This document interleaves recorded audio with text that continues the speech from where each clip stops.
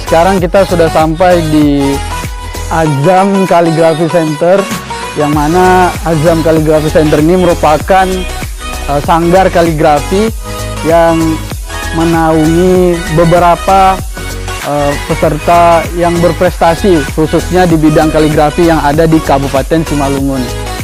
Dan lokasinya itu ada di Jalan Ulakma Sinaga, Komplek Perumahan Rambung Merah Residen nomor 17 Pematang Siantar.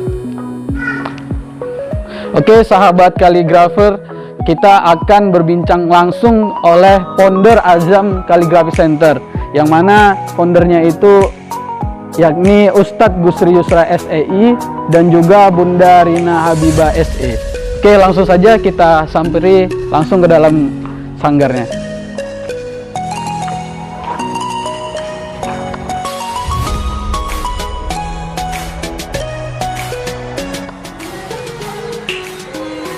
Assalamualaikum Ustaz. Waalaikumsalam. Ya. Jadi hari ini kita ingin berbincang sedikit Ustaz tentang bagaimana pendirian sanggar Azam Kaligrafi Center ini gitu. Baik, insya Allah boleh. Silakan duduk dulu apa? Kita Ya. boleh santai-santai Terima kasih ngobrolnya. Ustaz.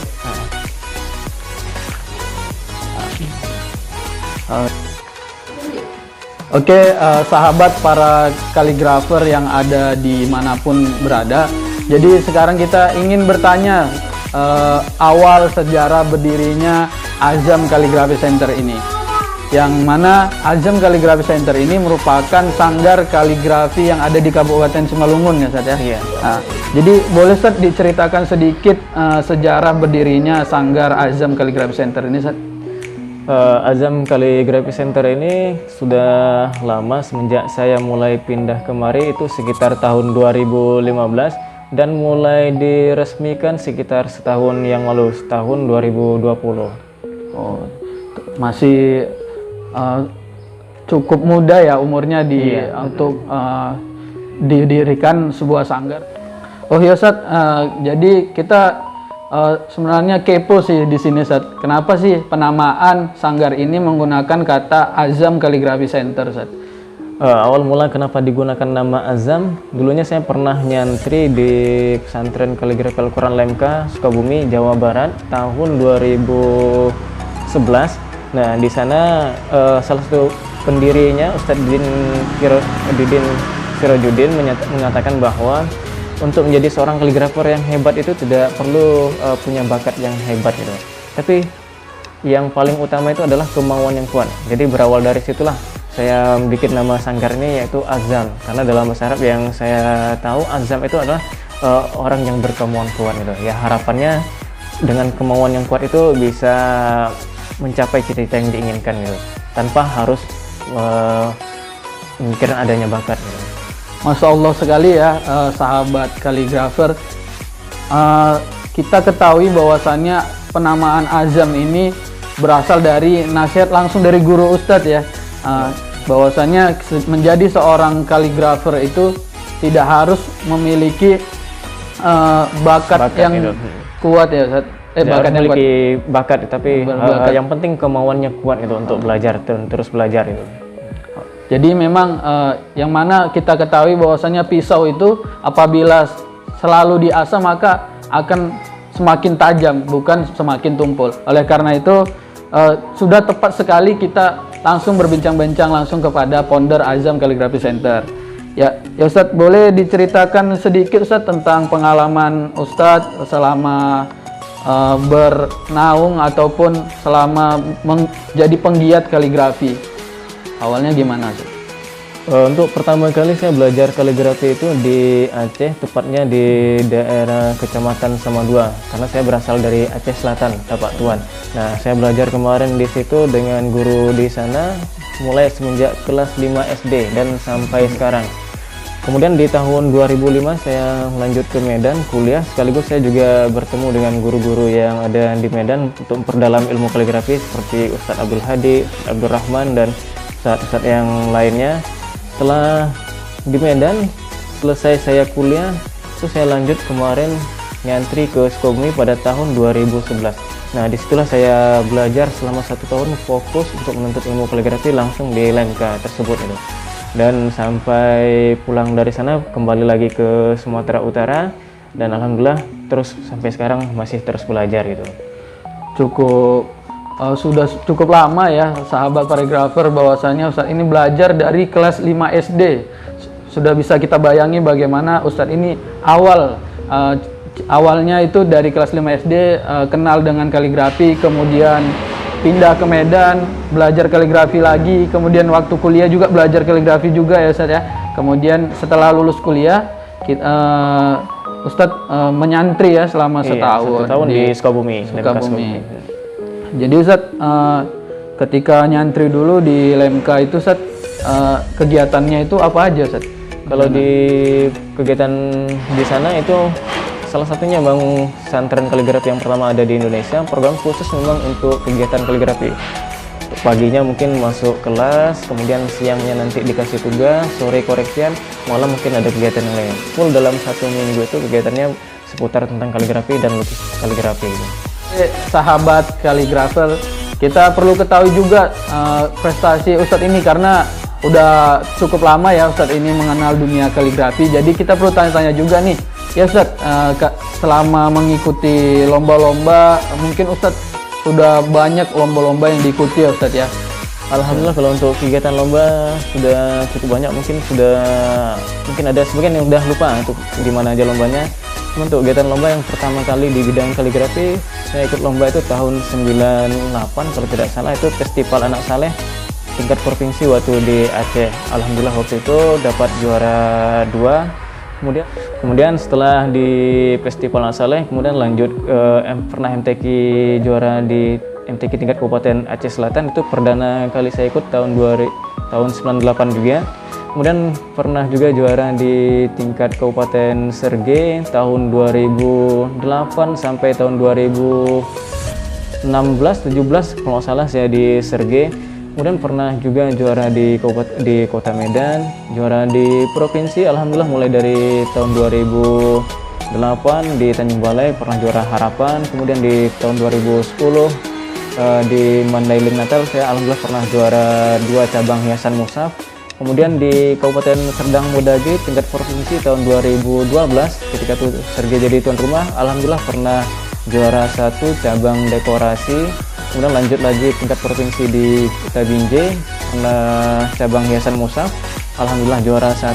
Sampai sekarang terakhir saya juara di MTQ tingkat tingkat provinsi di Kota Tebing Tinggi, alhamdulillah juara 1 cabang hiasan mushaf. Dan alhamdulillah di tingkat nasional walaupun belum maksimal prestasinya, di tingkat nasional tahun 2018 di Sumatera Utara saya pernah meraih prestasi juara harapan 3. Kemudian ketika MTQ nasional selanjutnya di tahun 2020, alhamdulillah masih bisa mempertahankan juara harapan 3-nya ketika di Provinsi Sumatera Barat Padang. Masya Allah ya para sahabat kaligrafer, prestasi Ustadz ini sudah cukup banyak, yang mana tadi dari tingkat kabupaten, provinsi, dan hingga nasional. Jadi sudah tidak kita pertanyakan lagi keilmuan Ustadz ini tentang kaligrafi. Karena dengan begitu banyaknya prestasi Ustadz ini, kita sudah bisa melihat bahwasanya Ustadz ini merupakan kaligrafer yang ada di Provinsi Sumatera Utara, yang mana membuka sanggar Azam Kaligrafi Center. Oke. Ya sahabat kaligrafer dimanapun berada, kita sudah mengetahui tadi prestasi yang telah didapatkan oleh Ustadz Gusri ya. Jadi kita juga kepo juga nih di Sanggar Azam Kaligrafi Center ini Ustadz, memiliki program apa aja sih Ustadz? Nah, untuk di Sanggar Azam Kaligrafi Center ini kami ada punya beberapa program, salah satunya itu tahsin 7 jenis font. Karena pada umumnya untuk kegiatan MTQ, karena Sanggar ini salah satu didirikan ya untuk mungkin mendongkrak kegiatan untuk mendongkrak prestasi kaligrafer yang ada di Siantar Simalungun juga salah satunya. Dan 7 jenis font itu yang biasa yang sering diperlombakan di kegiatan MTQ itu diantaranya ada font Laki, ada font Sulus, ada font Diwani Jali, Farisi, Rik'ah, dan Kufi yang umumnya sering diperlombakan. Oke, selain dari 7 jenis sport tadi, salah satu program juga itu untuk memperdalam kegiatan lomba-lomba di kegiatan event-event tertentu. Salah satunya mungkin di event lomba MTQ. Nah, di MTQ ini ada 4 cabang kaligrafi yang diperlombakan, diantaranya salah satunya ada cabang naskah. Cabang naskah ini yaitu ada 2 karya yang harus disiapkan oleh setiap peserta. Ada naskah wajib dan naskah pilihan. Nah, kemudian lagi ada juga cabang hiasan mushaf. Cabang hiasan mushaf ini ya berbentuk seperti mencerminkan halaman pertama Al-Quran seperti surah Al-Fatihah dan surah Al-Baqarah. Nah, medianya dikerjakan di atas karton manila. Kemudian ada menggunakan bahan cat, spidol, dan tinta segala macam lainnya. Kemudian lagi ada cabang dekorasi. Cabang dekorasi kalau untuk kegiatan lomba event itu biasanya digunakan medianya di atas triplek, menggunakan cat juga, dan menggunakan spidol, menggunakan kuas. Kemudian jenis font yang ditulis harus 7 jenis font. Nah, kemudian lagi ada juga cabang lukisan kaligrafi atau kaligrafi kontemporer. Nah, itu bagi peserta-peserta yang mungkin hobi melukis, mungkin di sini juga ada program belajar lukisan kaligrafi seperti kaligrafi kontemporer. Kemudian selain dari kegiatan lomba tadi, di sini santri juga diajarin untuk bagaimana meracik warna. Mungkin perpaduan warna dari warna ini menjadi warna muda itu seperti apa, mungkin warna oranye itu berasal dari warna apa, campurannya seperti apa, di sini juga diajarkan. Selain dari belajar komposisi warna, di sini santri juga diajak untuk safari seni. Tujuannya apa? Biar pembelajaran selama ini yang menjenuhkan mungkin bisa merefresh kembali santri-santri yang mulai jenuh dalam belajar. Kemudian juga ada kegiatan tryout. Tryout di sini tujuannya agar santri dalam kegiatan lomba event-event itu persiapannya agak lebih matang, dan harapannya juga ketika lomba santri jadi semakin terbiasa. Kemudian program selanjutnya itu tryout. Tryout ini tujuannya agar santri ketika untuk persiapan lomba nanti biar lebih matang lagi. Makanya santri yang ada di sini setiap ingin mengikuti kegiatan lomba di tryout dulu. Tryout itu ya simulasi seperti lomba gitu. Lomba mungkin waktunya 8 jam, maka anak di sini sebelum lomba ya harus tryout dulu sini atau lomba dulu sesama santri ini selama 8 jam. Bagaimana lomba, maka seperti itu juga yang dibikinkan di sanggar ini, agar nanti ketika lomba santri bisa tampil dengan karya yang lebih maksimal. Itu harapannya kalau untuk program-programnya di sini gitu. Oh ya Ustadz, tadi kan kita mendengar bahwasanya cerita pengalaman Ustadz di dunia kaligrafi dengan begitu banyak prestasi. Kita juga ingin bertanya-tanya juga nih Ustadz, kan jadi di sanggar ini mungkin sudah banyak ya santri yang udah berprestasi. Itu kira-kira seperti di bidang apa saja Ustadz santri yang Alhamdulillah untuk di sanggar ini jumlah santri untuk sementara yang aktif mungkin sekitar 20-an, bukan lebih yang aktif. Kemudian untuk prestasi santri di sini, alhamdulillah ada beberapa santri sini yang sudah menjuarai MTQ tingkat Kabupaten Simalungun seperti Nurul Arif Rahman, kemudian ada Siti Nur Halimah, kemudian ada lagi seperti Fawas Akif Prayoga, dan masih banyak yang lainnya. Kemudian juga ada yang sudah pernah juara di MTQ tingkat Kota Pematang Siantara juga. Oh ya Ustadz, ini ada yang terlewat nih Ustadz. Jadi kan begitu banyak lomba-lomba yang Ustadz ikuti, mungkin ada beberapa lomba yang sangat membekas sekali di Ustadz. Oh, mungkin ada beberapa lomba, mungkin kalau dihitung dari prestasinya, hasil dari kegiatan lomba itu mungkin salah satu yang sangat dikenang itu salah satunya ketika lomba juara di tingkat provinsi tahun 2012 di Serge, waktu itu tuan rumahnya. Alhamdulillah juara 1 cabang dekorasi. Itu waktu itu dari masa itu bupatinya Bapak Tengku Eri Nuradi memberikan hadiah atau bonus, Gubernur, bonus umroh untuk para juara yang di MTQ tingkat provinsi. Alhamdulillah kemarin saya dan istri alhamdulillah sudah pernah umroh karena hasil dari kegiatan kaligrafi ini. Kemudian lagi tahun 2012 waktu di Binjai juga kemarin masa bupatinya Bapak Sukirman, alhamdulillah mendapat bonus umroh lagi. Karena berhubung sudah pernah umroh bersama istri, jadi bonusnya tersebut kami ambil duitnya, kemudian dari hasil bonus itu ya inilah kami beli rumah untuk dijadikan sanggar gitu. hadiah mungkin yang dicapai dari kegiatan kaligrafi ini ya. Mungkin banyak lagi hadiah-hadiah yang lainnya yang dari hasil kegiatan lomba gitu. Oh ya Ustadz, jadi di dunia kaligrafi ini untuk khusus di ajang lomba kaligrafi itu ada nggak sih Ustadz batasan usianya dari lomba-lomba itu? Untuk di kegiatan, karena kita concernnya lebih kegiatan seperti kegiatan event-event lomba MTQ salah satunya, biasanya untuk cabang kaligrafi di event MTQ batas maksimal usia itu 35 tahun. 35 tahun. Ya, jadi kalau seandainya di cabang lain itu ada tingkatan usianya, ada anak-anak, ada remaja, ada dewasa. Nah, itu berbeda dengan kaligrafi. Kaligrafi mulai dari dia SD, SMP, SMA sanggup bersaing dengan yang umum dengan 35 silahkan ikut lomba. Nah, itu kalau untuk di cabang kaligrafi. Kemudian kalau untuk di cabang event-event seperti mungkin peraduan atau kegiatan lomba kaligrafi di kelas internasionalnya, itu tidak ada batasan, sepengetahuan saya mungkin tidak ada batasan usianya dan siapa aja boleh untuk mengikutinya. Tidak harus yang juara nasional, tidak harus yang juara provinsi, siapa aja boleh ikut gitu. Mungkin akan lebih bagus kalau yang punya latar belakang juara akan lebih bagus lagi gitu. Oh ya Ustadz, mungkin ini pertanyaan yang terakhir ya. Jadi harapannya ke depannya untuk Sanggar Azam Kaligrafi Center ini apa sih Ustadz harapannya?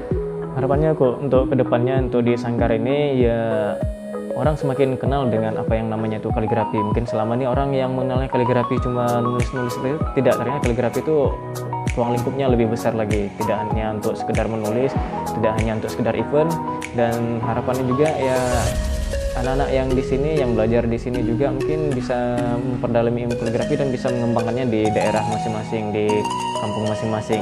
Nah, mungkin dengan kaligrafi ini bisa berwirausaha, tidak cuma lomba, mungkin bisa berwirausaha dari ada kertas pelangi, mungkin dari dekorasi masjid juga bisa menjual lukisan-lukisan kaligrafi kontemporernya, atau mungkin bisa kegiatan-kegiatan nyablon kaligrafi juga bisa itu untuk harapan ke depannya. Kemudian lagi target juga salah satunya ke depan dari Sanggar ini pengen membuat suatu lembaga yang mungkin yang ada wadah khususnya atau mungkin ada ruangan khususnya, karena untuk saat ini Azam Kaligrafi Center masih belajar yang mungkin menggunakan teras rumah inilah. Nah, harapan ke depan kami mudah-mudahan ke depannya ada ruangan khusus untuk belajar kaligrafi, sekaligus juga di situ mungkin menjadi tempat untuk kaligrafer Center Simalungun maupun Sumatera Utara nanti untuk fokus untuk mempersiapkan kegiatan lomba atau belajar kaligrafi lainnya. Masya Allah ya, begitu besar harapan Ustadz Gusri Yusra untuk mengembangkan dunia kaligrafi yang ada di Kabupaten Simalungun dan serta Kota Pematang Siantar. Oleh karena itu, sahabat para kaligrafer dimanapun berada, mari sama-sama kita dukung channel YouTube Sanggar Azam Kaligrafi Center dengan cara subscribe, like, and share. Oke, sampai ketemu di konten-konten Sanggar Azam Kaligrafi Center selanjutnya. Billahi taufiq wal hidayah. Wassalamualaikum warahmatullahi wabarakatuh. Waalaikumsalam warahmatullahi wabarakatuh.